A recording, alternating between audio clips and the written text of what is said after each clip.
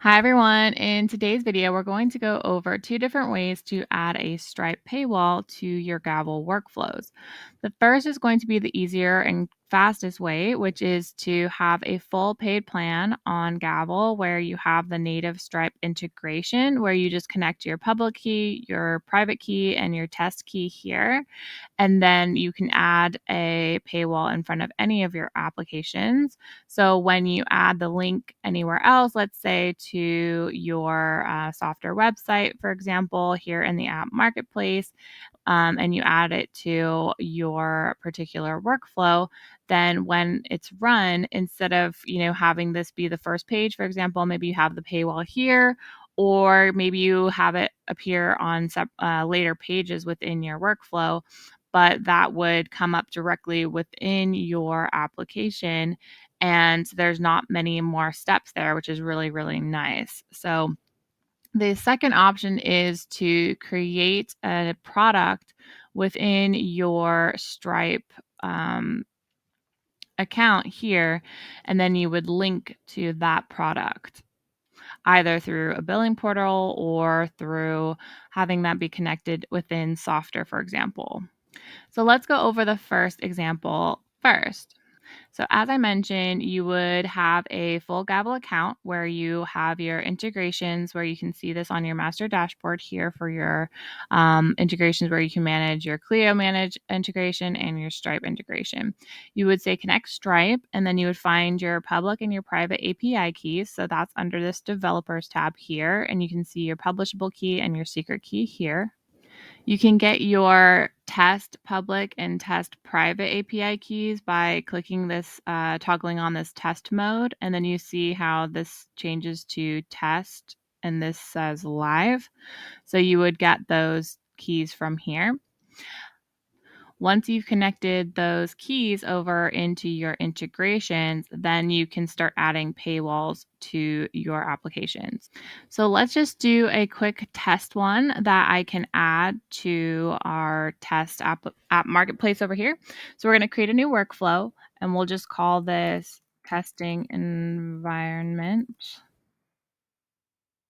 create. That's going to take us directly over to our editor here. We can say payment page or whatever we'd like, and we say add question, and you're going to say Stripe payment. And then we're going to give it what it says question title. That's actually going to be the what appears on the payment button. So that could see something like pay $14.99 now. And then the variable name can be something like Stripe payments. And then you could say, maybe more specifically something else. And then you want to do your price in cents. So this would be instead of 14.99, you would say 14.99 like this. And if you wanted to be able to test this, because you have your test mode connected, you could turn this into a test mode so that it doesn't actually charge you when you're trying to just test to see the user journey, for example. And then you can make this required or not required. In this case, obviously, if you want someone to pay, you'd want this to be required. Under the settings, you can have any help text added here. So let's maybe say like help text, for example, and we can save this. So now when we run this particular workflow, we can see our payment page show up here. So this is the title of the page that shows here. Then you have the customer will put in their email address, their card number, their expiration date, and their CVC. And then they can see this pay $14.99 now is what we've written here in the question title. So that $14.99 is what is going to be paid here.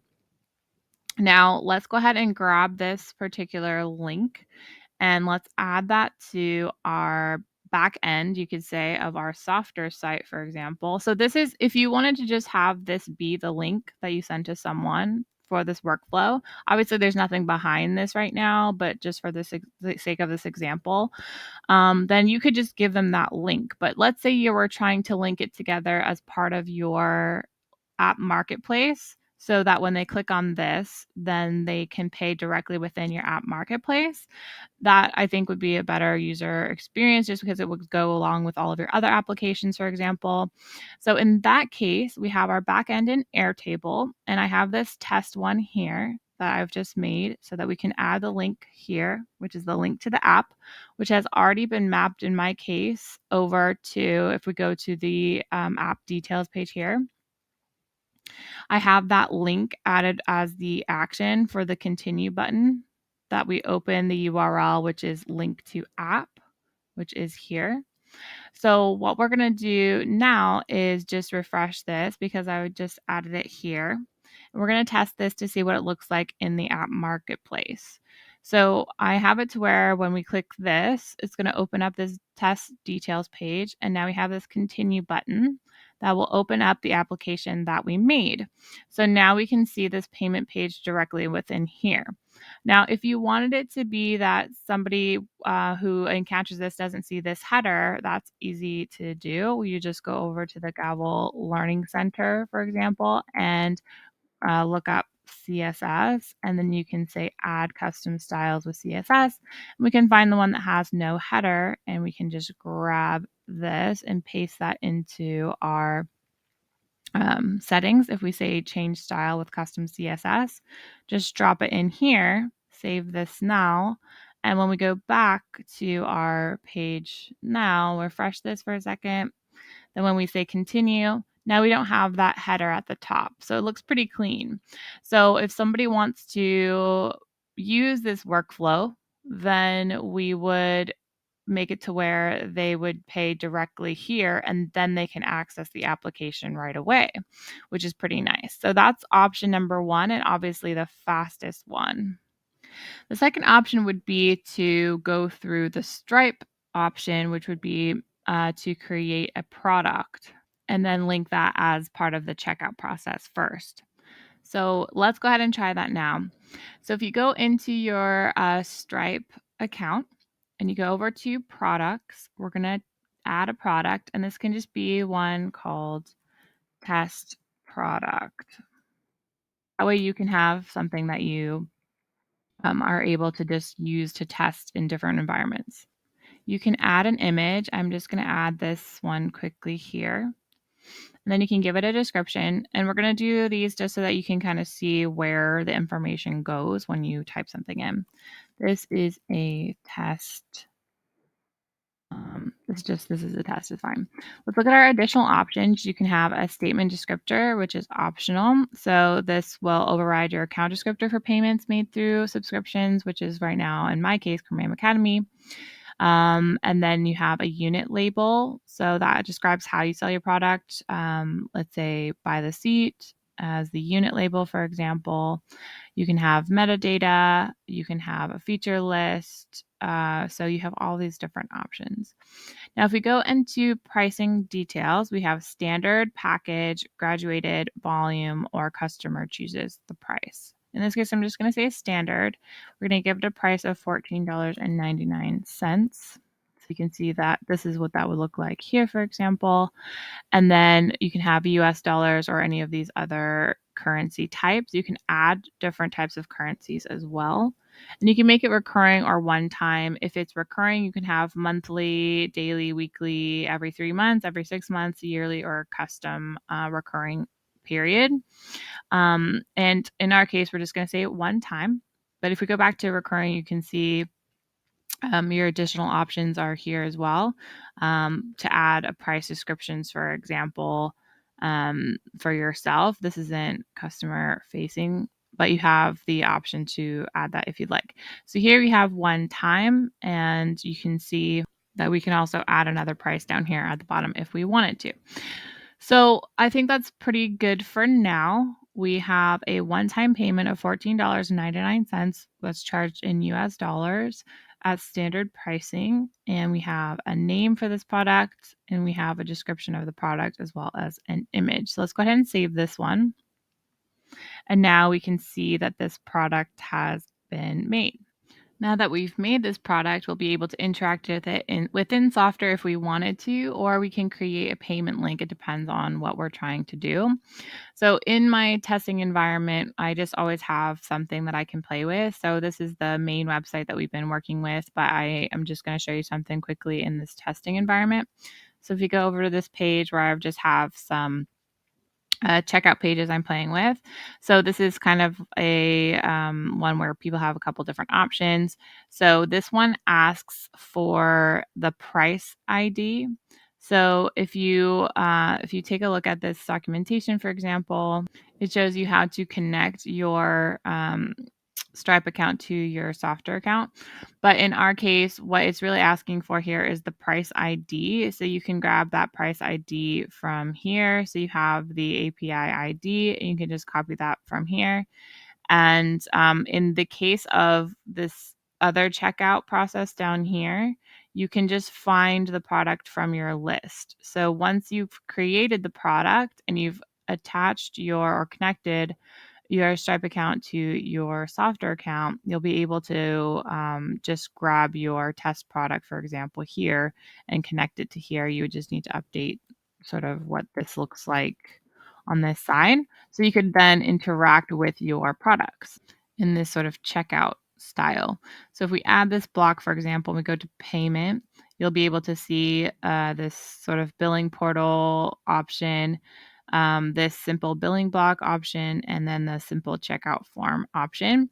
In our particular case, because of the way that our application is set up in this way with a back end of Airtable with links like this, and that's how we have the product set up in our app marketplace. So when they continue, we need it to be a link. Or it can be, you could open a checkout page, but like we had with these kind of like Stripe checkout pages. But I think it would be actually just easier to have a Stripe product link, payment link. So you can do that quickly by saying create payment link, and then we can configure this really quickly. So what we would do here is we can see that we have our product here. You can have quantity or have the customers adjust the quantity. But in our case, we don't want that because we just have one thing that is coming out at the end, which is an application or a workflow. You can also add another product here, but in our case, we're going to just leave it with this one. And then you have some options here where you could collect tax automatically. You could collect customers' addresses, require customer provide a phone number, add some custom fields. If we look at our advanced options, you could allow promo codes, business customers to provide tax IDs, save payment details for future use.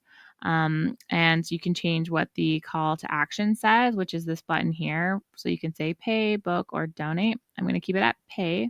You can, for this option, you can select this fee plan to charge a deposit and then collect the full amount later. So it's up to you how you want this to be configured here. I just want to allow business customers to provide tax IDs. I think that's a good option here. The other part that is really important, which is the main part, is actually where it says after payment. And that is where we're going to direct someone after they've finished paying. And this is where they get the access to your workflow.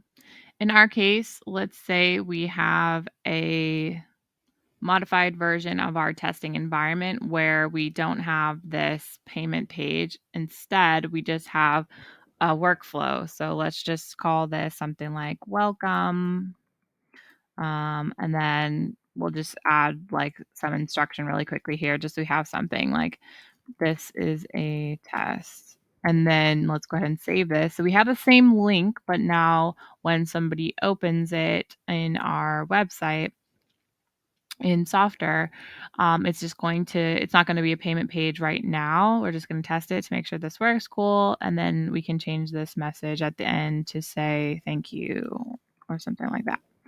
So we just wanted to make sure it opens up here the way that we want it to. So if we go back to our payment links now for this after payment, the important thing is that we want to take the link to the application that we're trying to direct them to after they've paid for it, so where they can take it right away. is where we're going to say don't show confirmation page, and we're going to redirect the customers to a website, which is going to be the link to the application.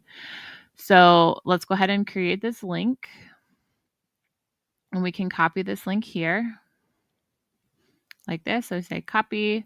And if we now, let's just kind of see what this looks like from a end user perspective, is it would look like this. So we have the name of the product, in our case, test product, the price, and then a description, and then the picture here. And then they have the option to put in their email, their card information, the name, their country or region, for example. And then they can save their information for one-click checkout if they would like to. So that looks pretty good. Now, this next part for us is that we want to take this link now and connect it to our application.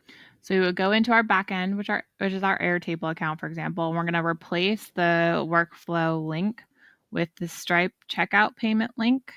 So the one that we just grabbed from Stripe. So now when we go over to let's go from the beginning. So if we go to our home page and we're the end user and we're going into now our apps, then we get to choose which app we want. I'm going to use this test one, for example, to see how this looks. We're going to say continue, and it's going to open up your Stripe payment portal, but it does seem like they don't really like it in the modal. So what we can do is we can make it to where it opens in a new tab. So you can do that by going to your Softr Studio and going into your application, and on the page for app details, we can go to action button. So we're going to click on this section here and go to actions where it says continue. We're just going to say, instead of opening this in a modal, we're going to open this, you could say, in the same tab or in a new tab. I think in our case, let's go ahead and open it in a new tab. And let's publish this and see how we like it this way. So let's go ahead and refresh it now and see how this goes. So let's say continue. So now you're at your checkout page. So then the person will fill out their information. And once they're done paying, they should be directed to the application that we've linked to on the back end for after purchase. So let's talk a little bit about testing your Stripe payment workflows and sort of user journeys. If you notice here, when we go to products and we have it in the live mode, you can see this test product here. And if we toggle this to test mode, we're going to have to add a new one. So let's just add a new one quickly here. You can call this test mode product. Upload a picture. Give it a description. Test mode product. We can give it the same information, $14.99, one time. Now that we know how to do this, we can do it a little bit faster. Save that product. You can see that if you made the test product first, you could copy this to live mode, but you have now the price ID, and we can create a payment link. So here we have also the same information that we had before and the same options so that we can kind of test this journey all the way through. So maybe I'll click on this one again, and then after payment, we want to say don't show confirmation page, and we want to give them this link afterwards, after they pay. So let's go ahead and create that link, and now we have the link here. You'll notice if we open this in an incognito window, for example, it will look very similar to the live page, but it's going to say test mode on it. And the way that we can test this is using some fake card details. So let's go ahead and add this one to our application in our backend instead of the sort of live payment, which is this one here. So I've just quickly updated this one. And if we refresh now for our test here, we're going to be taken to the test mode checkout page in a new tab. So we can go ahead and test this now.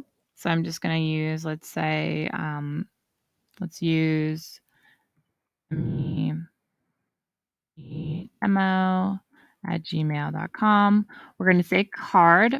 And then we're going to see for card information. So if you look at the Stripe documentation for testing and simulating payments to test your particular one, then what you can do is use a test card. So when testing interactively, you can use a card number such as 4242424242424242, and then you can enter any valid future date, for example. So let's go ahead and put this one in our Stripe checkout. Where are we here? Yep. So let's go ahead and just paste this in here, and you can use any valid future date. Let's say 12/24, and then it says you can use any value you'd like for any 3 digits, and then any other stuff you'd like here. So let's just do like 123, Brittany Hernandez, or you can say demo, and then we can say United States and give it a zip code. And you can say securely save or not, and then pay. So now we are taken and directed to, after we said pay, directly to our workflow, which is great. That's what we wanted to happen.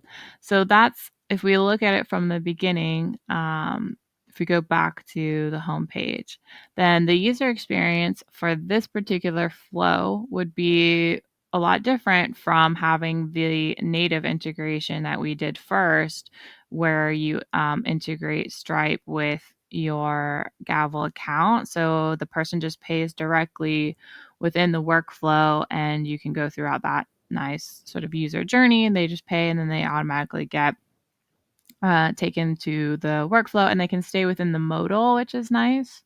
In the case of creating a product in Stripe and then adding that to your app marketplace here, like this, the user journey is a little bit different. Either way, you still get paid. It's just how you want this flow to happen.